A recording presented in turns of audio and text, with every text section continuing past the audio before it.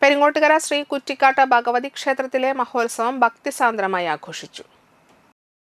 രാവിലെ അഷ്ടദ്രവ്യ മഹാഗണപതി ഹോമം, തുടർന്ന് ഉഷപൂജ, നവകം, പഞ്ചഗവ്യം, ഉച്ചപൂജ എന്നിവ നടന്നു. തുടർന്ന് ശീവേലി എഴുന്നള്ളിപ്പ്, പ്രസാദ ഊട്ട് എന്നിവ ഉണ്ടായിരുന്നു.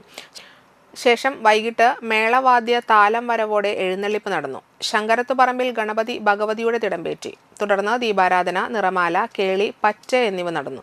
ശേഷം പ്രജേഷ് ചെറായി, ഷിൽസൺ നായരമ്പലം എന്നിവർ അവതരിപ്പിച്ച ഡബിൾ തായമ്പക അരങ്ങേറി. തുടർന്ന് രാത്രി എഴുന്നള്ളിപ്പിന് ശേഷം ക്ഷേത്രത്തിൽ ആറാട്ടോടെ ഉത്സവാഘോഷങ്ങൾക്ക് സമാപനം കുറിച്ചു. ക്ഷേത്ര മേൽശാന്തിമാരായ വേണു, സുരേഷ് എന്നിവർ ചടങ്ങുകൾക്ക് മുഖ്യ കാർമ്മികത്വം വഹിച്ചു.